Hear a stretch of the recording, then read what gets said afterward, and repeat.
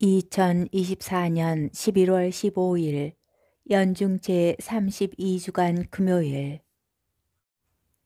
제1독서 요한 2서의 말씀입니다.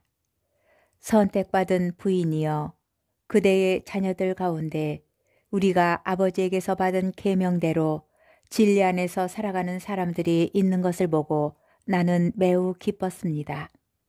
부인, 이제 내가 그대에게 당부합니다. 그러나 내가 그대에게 써보내는 것은 무슨 새 계명이 아니라 우리가 처음부터 지녀온 계명입니다.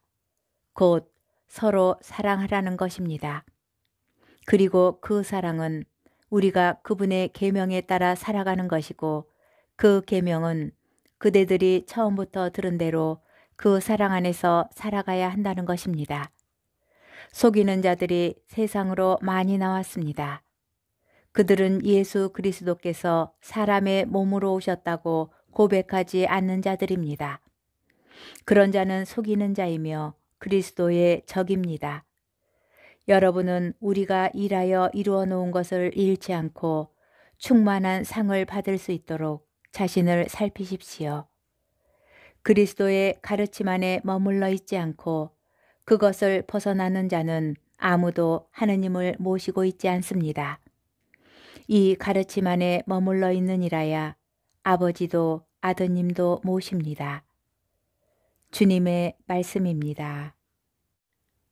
복음, 루카복음 17장 26절에서 37절의 말씀입니다. 그때에 예수님께서 제자들에게 말씀하셨다. 사람의 아들의 날에도 노아 때와 같은 일이 일어날 것이다. 노아가 방주에 들어가는 날까지 사람들은 먹고 마시고 장가들고 시집가고 하였는데 홍수가 닥쳐 그들을 모두 멸망시켰다. 또한 롯 때와 같은 일이 일어날 것이다. 사람들은 먹고 마시고 사고 팔고 심고 짓고 하였는데 롯이 소돔을 떠난 그날에 하늘에서 불과 유황이 쏟아져 그들을 모두 멸망시켰다. 사람의 아들이 나타나는 날에도 그와 똑같을 것이다. 그날 옥상에 있는 이는 세간이 집안에 있더라도 그것을 꺼내러 내려가지 말고, 마찬가지로 들에 있는 이도 뒤로 돌아서지 마라.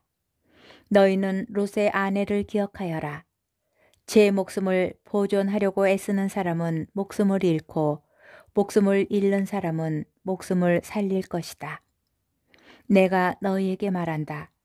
그날 밤에 두 사람이 한 침상에 있으면 하나는 데려가고 하나는 버려둘 것이다. 두 여자가 함께 맷돌질을 하고 있으면 하나는 데려가고 하나는 버려둘 것이다. 제자들이 예수님께 주님, 어디에서 말입니까? 하고 묻자 예수님께서 그들에게 이르셨다. 시체가 있는 곳에 독수리들도 모여든다. 주님의 말씀입니다. 오늘의 묵상. 어떤 사람에게 3명의 친구가 있었습니다. 그는 첫 번째 친구를 가장 좋은 친구로 여겼고 늘 함께 있고 싶어 하였습니다. 두 번째 친구는 좋아하기는 하였지만 첫 번째 친구만큼 소중하게 여기지는 않았습니다. 세 번째 친구에게는 별로 큰 관심을 두지 않았습니다. 그런데 어느 날 갑자기 임금에게서 궁으로 들어오라는 부름을 받았습니다. 혹시 무슨 벌을 받는 것은 아닌지 두려워진 그는 3명의 친구에게 임금 앞에 함께 가달라고 차례로 부탁하였습니다. 그가 가장 좋은 친구라고 여긴 첫 번째 친구는 딱 잘라 거절하였습니다. 다음 두 번째 친구는 궁전 문 앞까지는 함께 가줄 수 있지만 그 이상은 어렵다고 말하였습니다.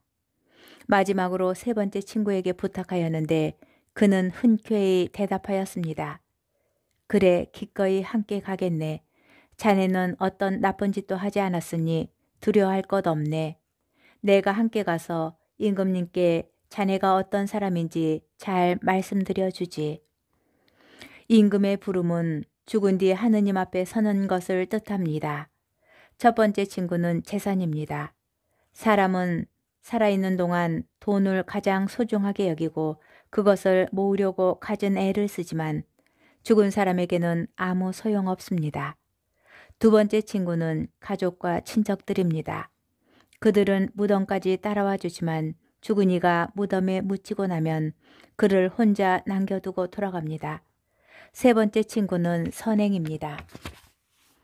그의 선행은 그가 죽은 뒤에도 영원히 그와 함께 남아 있습니다. 이 이야기는 탈무드에 나오는 유명한 세 친구 이야기로 하나님 앞에서 중요한 것이 무엇인지 알려줍니다. 오늘 복음에서 예수님께서는 세상 마지막 순간에도 집과 들에 남겨진 재산에 마음을 쓰는 어리석은 자들에 대하여 말씀하십니다.